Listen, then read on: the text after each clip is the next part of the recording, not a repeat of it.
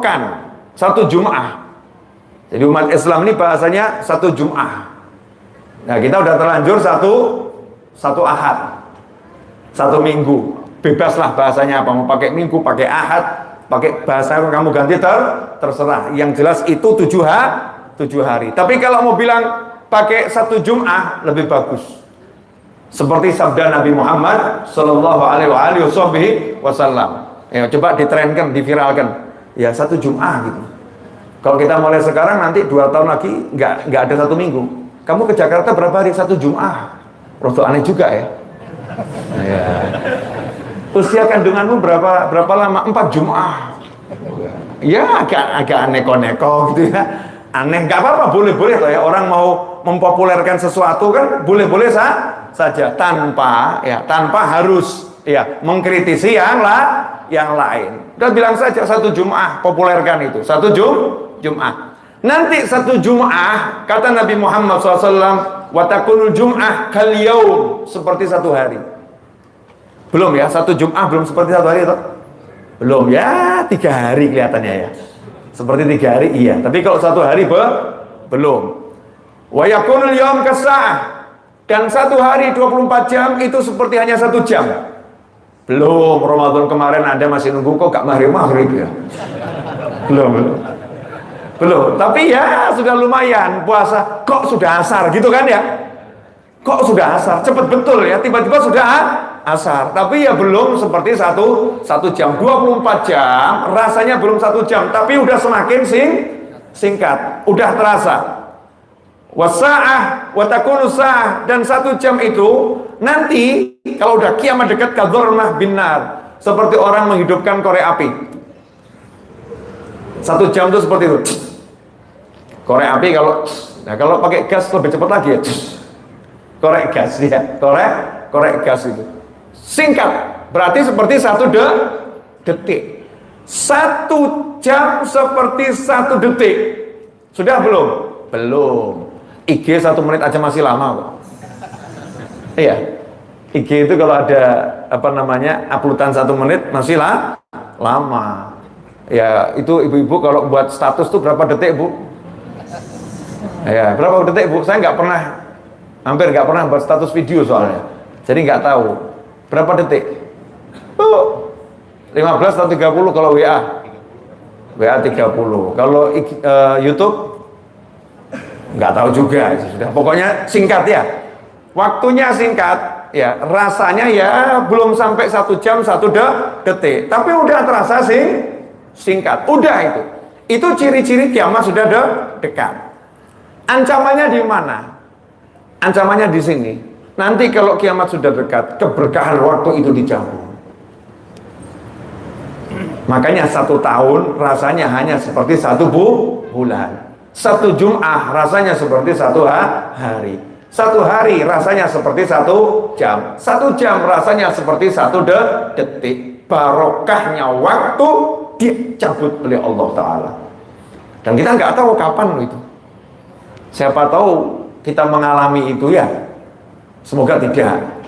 Ya semoga tidak. Nggak usah nunggu kiamat dekat. Sekarang ini kalau sampai waktu kita rasanya cepat nggak menghasilkan sesuatu, berarti waktu kita nggak barokah. Coba dicek dari pagi sampai maghrib ini apa yang udah kita hasilkan untuk akhirat dan dunia kita. Ya apa gitu. Inilah yang akan saya sampaikan insya Allah dalam waktu kurang lebih 10 menit. Ya, isyaknya jam berapa ini? 7 tepat. Ya, berarti masih ada 10 menit. Mulai ngitung waktu Habib Novel nih. Iya, cari alasan biar cepat pulang. Ya, 10 menit. Boleh ya? Saya mau nanya dulu sama ibu-ibu.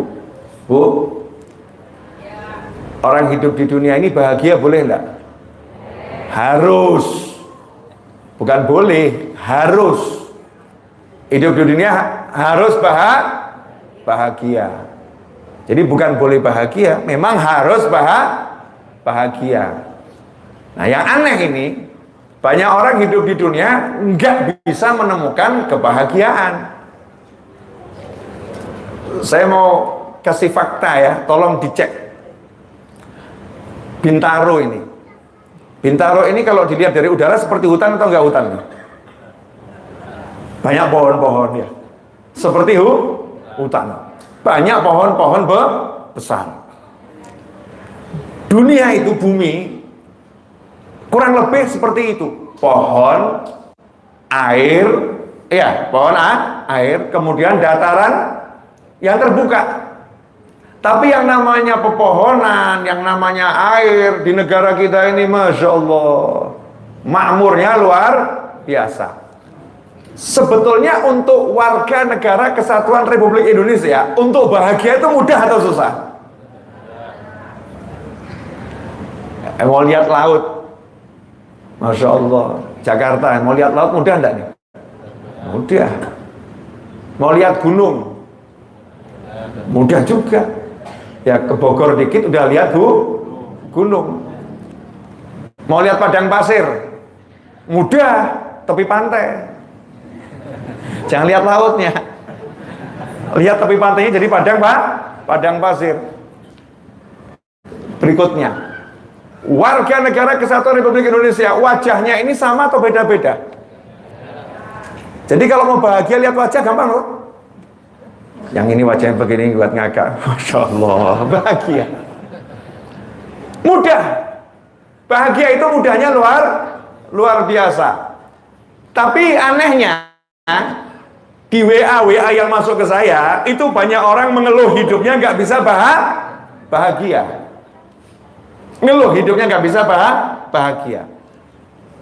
Kalau diteliti, nanti itu sebabnya nggak bisa mengelola waktu. Nggak bisa mengelola waktu. Jadi kalau sebagai muslim itu, Rabbana atina fid dunya hasanatan wa fil akhirati hasanatan wa qina adzabannar. Karena hidupnya di muka bumi, ya di muka bumi harus bahagia. Makanya muslim itu boleh ke pasar, dan juga dalam kondisi tertentu harus ke pasar. Muslim itu boleh ke sawah, dalam kondisi tertentu harus ke sawah. Jangan dibayangkan jadi muslim itu hanya tinggal di dalam masjid. Jangan dibayangkan jadi muslim itu hanya memegang Al-Quran dan membaca Al-Quran. Jangan dibayangkan menjadi muslim itu hanya memegang tasbih, kemudian zikir, sholawat, dan istighfar. Menjadi muslim itu seperti Nabi Muhammad Sallallahu Alaihi Wasallam. Rasulullah SAW itu hidupnya, ia pergi ke pasar, ia istiqomah di masjid, ia pergi ke tempat rumah masyarakat yang membutuhkan untuk dijenguk, membutuhkan untuk dihibur, ia bermain dengan anak keturunannya, ia ngobrol dengan istri-istrinya, ia juga melakukan hal-hal yang dilakukan manusia pada umumnya. Makanya sampai dicemooh, dicibir oleh orang-orang yang gak suka oleh Nabi Muhammad SAW. Mali hadzal Rasul, apa ini katanya Rasul, tapi kok jalan-jalan ke pasar. Apa tujuannya sama begini?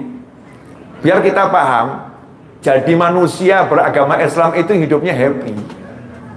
Hidupnya happy. Waktunya ke mall, ya ke mall. Waktunya ke masjid, ke masjid.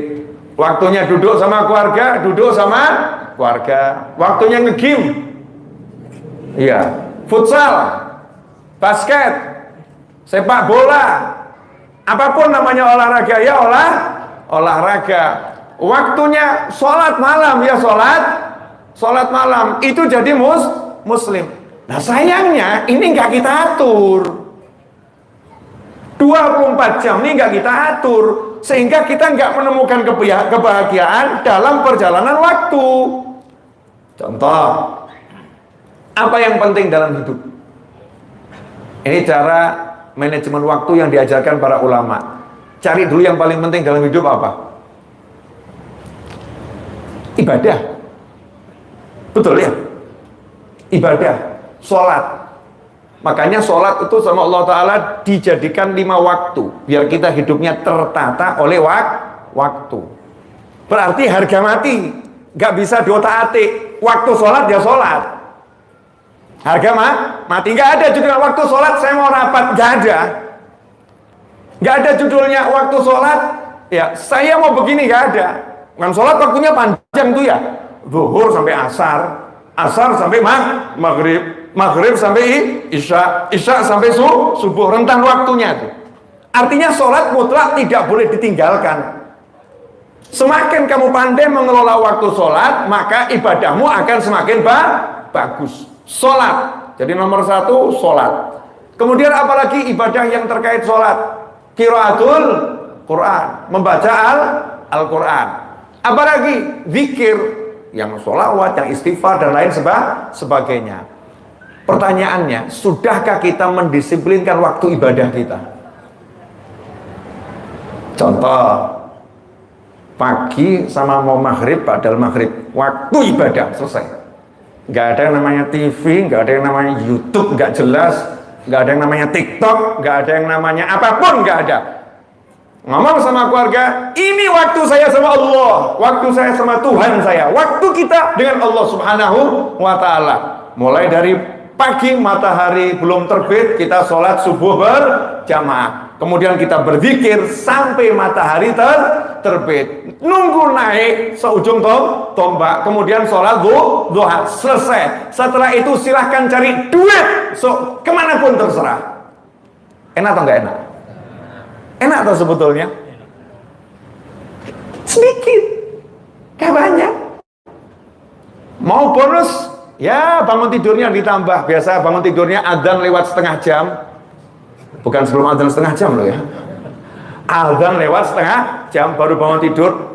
Pasin deh bangun tidurnya pas adzan. Lumayan bisa sholat sunnah fajar, bisa subhanallah bihamdi, subhanallah lazim, astagfirullah 100 kali, bisa ya hayya qayyum la ilaha illa anta 40 kali. Kemudian sholat subuh berjamaah. Mau bonus dikit lagi, ditambah bangunnya setengah jam sebelum azan. Seperti ketika Ramadan sahur, tapi nggak santap sahur. Sholat witir 3 rakaat atau tahajud 2 rakaat, ditutup witir 1 rakaat atau ditutup witir 3 rakaat. Yang penting qiyamul lail. Masya Allah, qiyamul lail yang cerdas. Oh ya, kenapa? Ya sekalian bangun subuh. Sekalian bangun subuh. Jadi bangun subuhnya tapi setengah jam sebelum azan. Hanya itu saja. Enggak disuruh duha jam 10. Enggak, itu waktu utama duha, tapi enggak disuruh jam 10. Waktu utama duha jam 11, tapi enggak disuruh jam 11.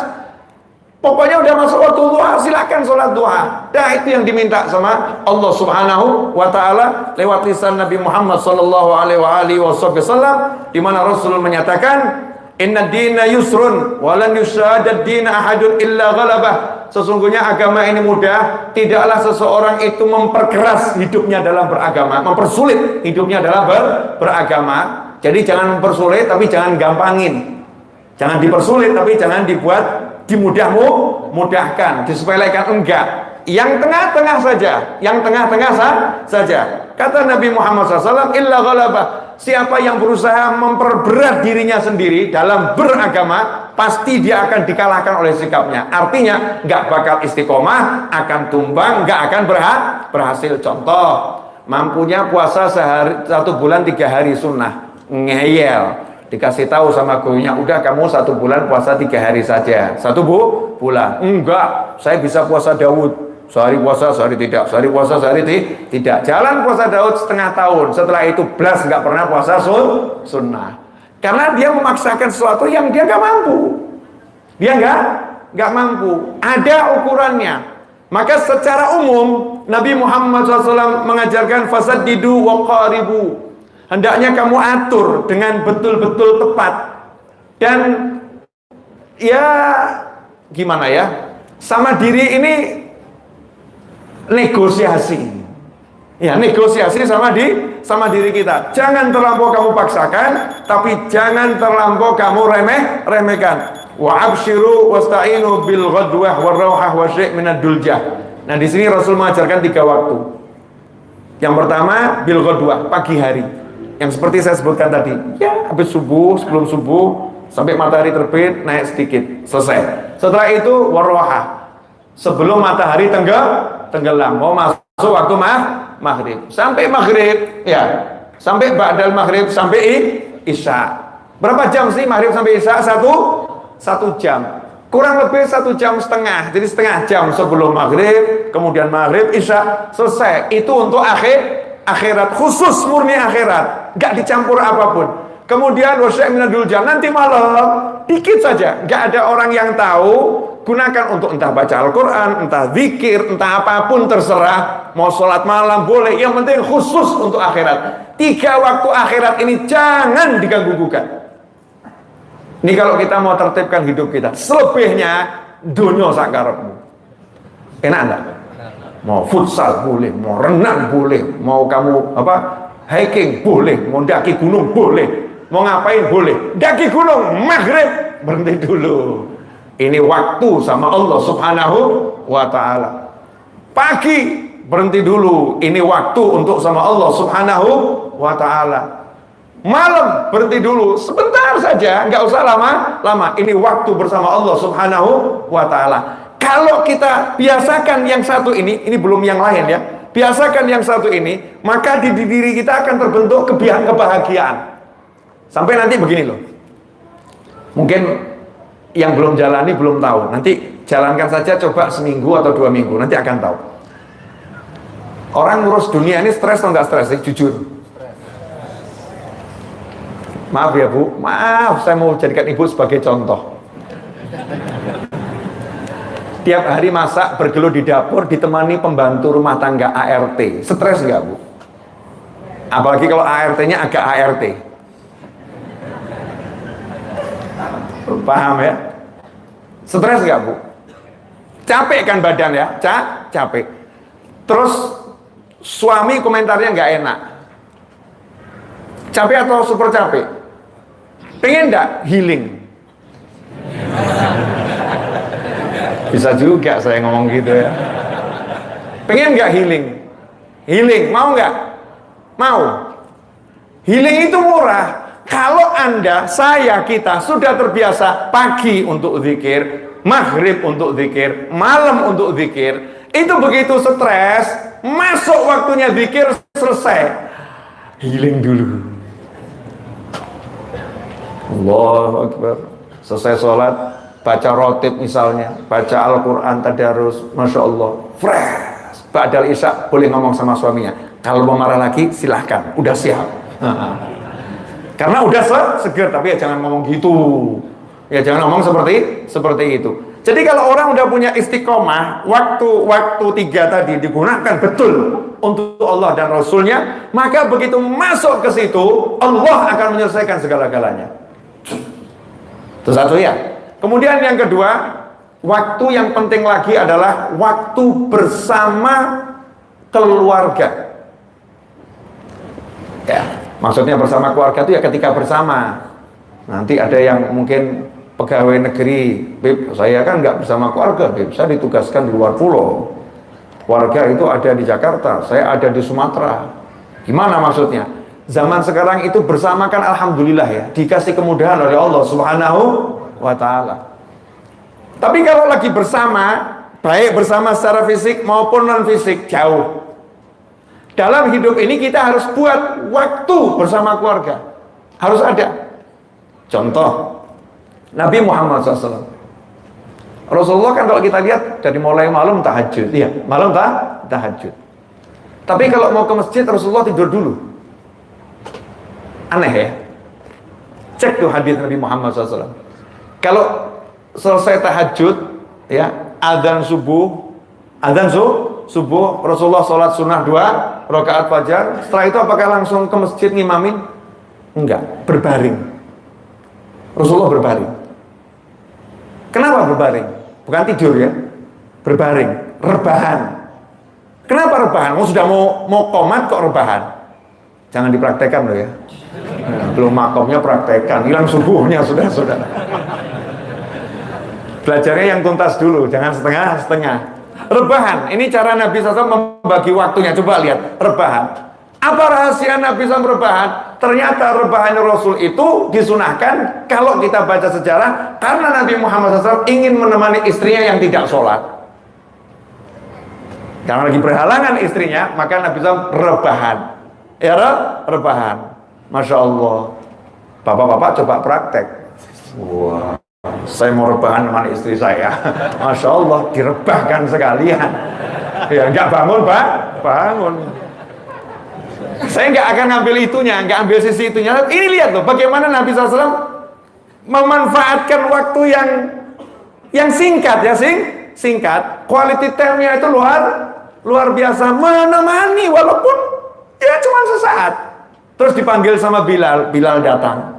Ya, untuk apa? Rasulullah sholat, kemudian Bilal qomat, Rasulullah jadi imam SAW. Setelah itu pagi, bagaimana Rasulullah SAW menyiapkan waktunya untuk masyarakat? Selesai zikir wirid, apakah Nabi SAW ke pasar? Apakah Nabi SAW langsung pulang ke rumah? Enggak. Rasul menyapa seluruh umatnya yang ada di masjid tuh. Waktu kalau orang bilang open house, ya open house itu tiap hari Nabi Muhammad SAW open house. Kapan itu waktunya? Pagi. Waktunya apa? Pagi. Sehingga Rasul nanya, ada yang sakit enggak? Mau saya jenguk. Ada yang meninggal enggak? Yuk saya layak.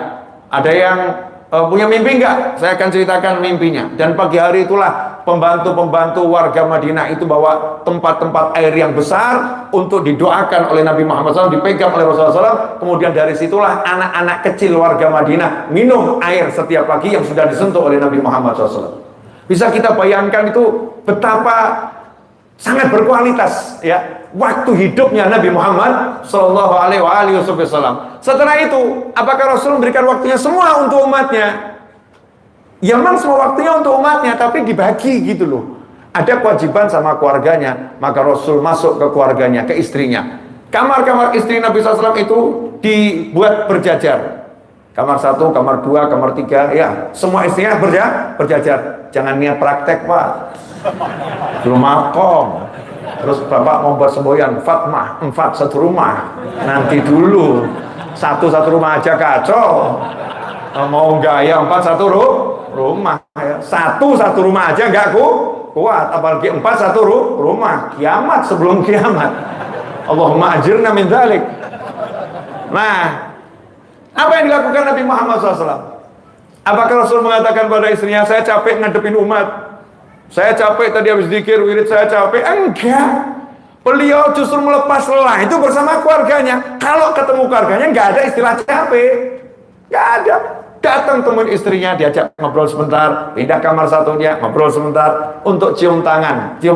Udah, semua istrinya dikasih jatah cium tangan. Nah, berhentinya di mana?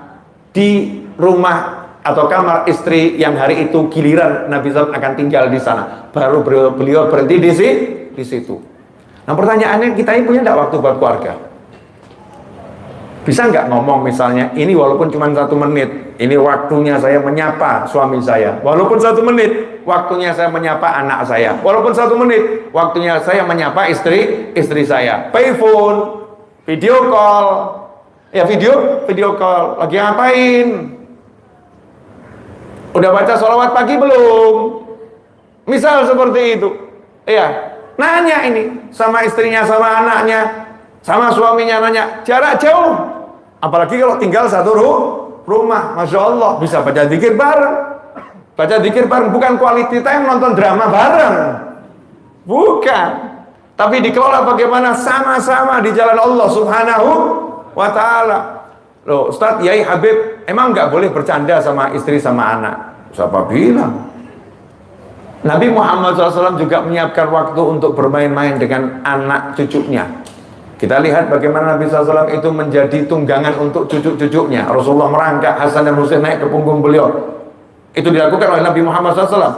Rasulullah juga menyempatkan diri lomba lari bersama istrinya tanpa ada orang yang melihatnya. Jangan kemudian dipraktekkan, tuh tiru Nabi tuh. Nabi aja mau lomba lari sama istrinya, kamu nggak mau. Ya Nabi lomba lari sama istrinya tapi nggak ada yang lihat. Kita tahu karena cerita istrinya setelah wafatnya Nabi Muhammad SAW. Zaman sekarang istri, Masya Allah, sama suaminya diviralkan di medsos. Halo guys, ya, me time bersama suami, ya, Masya Allah, pamer satu dunia suruh lihat, ya. Sehingga tidak asyik lagi saudara-saudara, karena udah menjadi konsumsi publik, sesuatu yang konsumsi pribadi. Yang pribadi ya pribadi itu yang diajarkan Nabi Muhammad SAW, sehingga berkualitas. mahal gitu loh. Orang lain nggak boleh tahu. Ini milikku. Tahunya setelah wafatnya Nabi Muhammad Sallallahu Alaihi Wasallam. Ada waktu yang mana Rasul makan bersama dengan istrinya setiap ba'dal maghrib sampai isya. Karena orang-orang zaman dulu itu berbukanya kan waktu maghrib. Itu waktu makan malamnya. Waktu makan malamnya. Karena itulah sholat isya itu lebih mundur waktunya. Waktunya nggak azan kemudian sholat isya, enggak.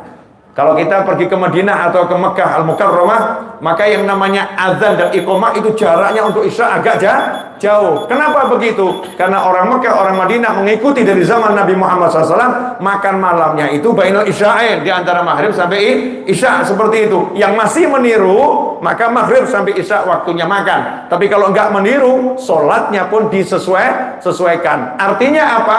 Nabi Muhammad SAW menyiapkan waktu untuk duduk bersama istrinya makan, suap-suapan. Ada waktunya. Lah punya enggak kita waktu untuk keluarga? Kadang enggak. Semua jam cari duit. Sholat cari duit. Sama anak cari duit. Ya, sama pasangan hidup cari duit. Habis semua waktunya. Kalau seperti itu, maka yang datang nanti as-suntuku wal sumpeku waruatu datang semua. Enggak punya, healing enggak punya. Enggak ada. Jadi namanya healing itu enggak perlu pergi ke puncak gunung, enggak perlu pergi ke sungai, enggak perlu pergi kemana, enggak. Tapi kalau kita punya ruang-ruang waktu yang udah kita atur, maka begitu suntuk menghadapi urusan dunia, masuk ke situ serasa lapangnya luar biasa. Siap praktek? Nggak usah jauh-jauh ya, yang gampang saja dulu. Kan pasti sholat subuh tuh insya Allah ya. Maghrib sholat tuh, isya sholat kan ya. Nah, ya udah atur itu saja. Pokoknya pagi, maghrib, malam. Ini waktu untuk Allah. Konsepkan itu di keluarga. Kalau udah begitu nanti, begitu ada suntuk masuk ke situ hilang. Ada suntuk masuk ke situ hilang. Sehingga kalau siang itu suntuk kita ngarep-ngarep kapan dia datangnya maghrib dia. Kok maghrib nggak datang. Kalau udah bisa punya waktu sama anak, ketemu anak sumpek hilang. Nah sekarang enggak kok. Ketemu anak tambah sumpek kok. Dia lagi. Aneh kan ya? Ketemu suami sumpek. Kenapa begitu? Karena ya memang waktunya nggak dibuat. Ini waktu hanya untuk ini, waktu hanya untuk ini. Makanya dulu ulama tertib. Sangat tertib. Ini waktu untuk ini, waktu untuk ini, waktu untuk ini. Makanya kalau antum ke rumahnya ulama, sowan kata orang, sowan ke sana nggak ditemu-temuin, ya itu ya sadar diri. Ya datangnya bukan di pas waktu sowan kok. Kalau pergi ke dokter misalnya, saya mau ke ada orang mau ke dokter gigi. Giginya lagi sakit. Dokternya sudah tulis jam praktek jam 8 pagi sampai jam 10. Kita datang jam 5 subuh. Dibukain itu enggak? Enggak. Suruh nunggu sampai jam 8 pagi. Itu pun ditanya, udah ada janji atau belum? Salah dokternya enggak. Memang itu namanya manajemen waktu. Nah, ulama juga punya manajemen waktu. Waktunya doa, waktunya zikir, waktunya baca kitab, waktunya baca tafsir, waktunya belajar, waktunya ngajar dan lain sebagainya. Bukan kamu seorang diri datang please, saya mau sohan, terus mengambil waktunya ulama semua. Nggak ditemuin, kemudian ngomong, datang jauh-jauh nggak ditemuin, sombong amat. Paham ya?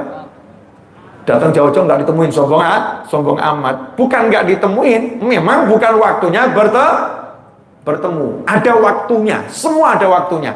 Nah kalau kita udah betul-betul bisa membagi waktu dengan baik, maka insya Allah hidup kita jadi barokah. Alhamdulillah. 59 menit 14 detik. Nah sekarang ini saya udah niat tadi dari rumah. Saya berniat pengen ngajak antum semua mendoakan Pak Gubernur Jawa Barat, siapa? Ridwan Kamil. Saya takut salah ngomong. Ya, yang beliau beserta keluarganya kan lagi bersedih, ya lagi bersedih. Jangan nggak punya empati. Kalau kita bisa punya doa, ya gunakan doa.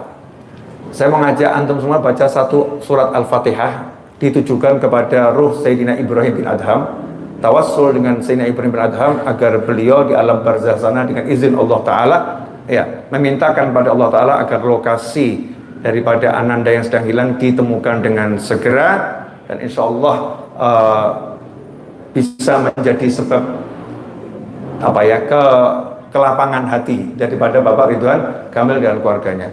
Al-Fatihah Rusina Ibrahim Adham Al-Hadiniyah wa ila hadratina bizam Al-Fatihah. A'udzu billahi minasyaitonir rajim. Bismillahirrahmanirrahim. Alhamdulillahirabbil alamin. Arrahmanir rahim. Maliki yaumiddin. Iyyaka na'budu wa iyyaka nasta'in. Ihdinas siratal mustaqim. Siratal ladzina an'amta 'alaihim ghairil maghdubi 'alaihim waladdallin.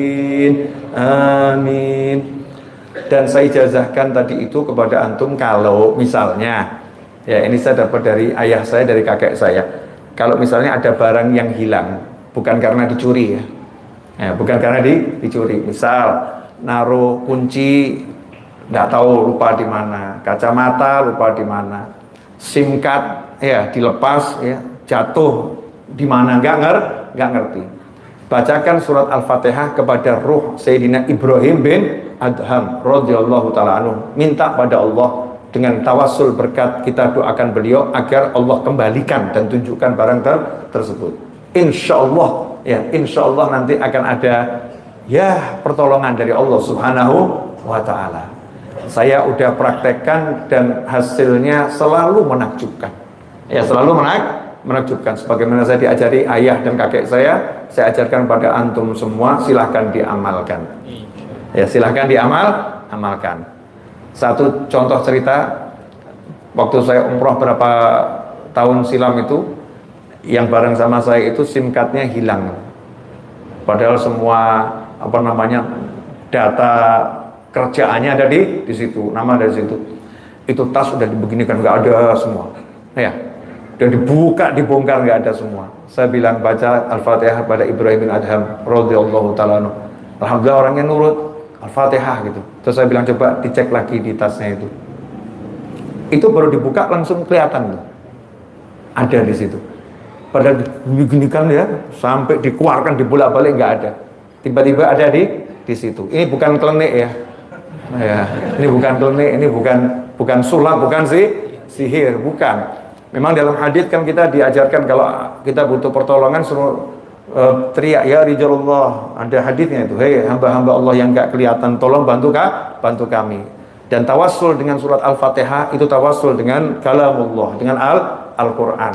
Kemudian mengirimkannya kepada yang meninggal dunia, itu adalah bentuk doa, doa. Kita berdoa sama Allah Ta'ala agar disampaikan juga pahalanya untuk yang telah meninggal dunia. Kalau kita mengatakan nggak sampai, berarti kita melebihi malaikat, Masya Allah. Bagaimana kita bisa mengatakan nggak sampai? Lalu kita minta sama Allah, berarti pernyataan nggak sampai sama dengan pernyataan tidak terkabulkan. Ya, tidak terkabulkan itu yang tahu hanya Allah Subhanahu wa Ta'ala. Kita minta, ya Allah tolong sampaikan pahalanya. Al-Fatihah ila ruh, itu maksudnya ya Allah sampaikan pahalanya kepada ruh fulan, ya, pada ruh fulan yang dituju. Insya Allah jadi barokah manfaat, dan semoga Bapak Ridwan Kamil beserta istri dan keluarga diberi Allah Ta'ala ketabahan dan kesehatan, serta umat Islam dimanapun yang mengalami musibah serupa dan semisal diberi Allah Ta'ala jalan keluar dan pertolongan. Al-Hadiniyah wa ila hadratin Nabi sallallahu Al-Fatihah. A'udzubillahi minasyaitonir rajim. Bismillahirrahmanirrahim. Alhamdulillahirabbil alamin arrahmanir rahim maliki yaumiddin. Iyyaka na'budu wa iyyaka nasta'in. Ihdinas siratal mustaqim. Siratal ladzina an'amta 'alaihim ghairil maghdubi 'alaihim waladdallin. Amin.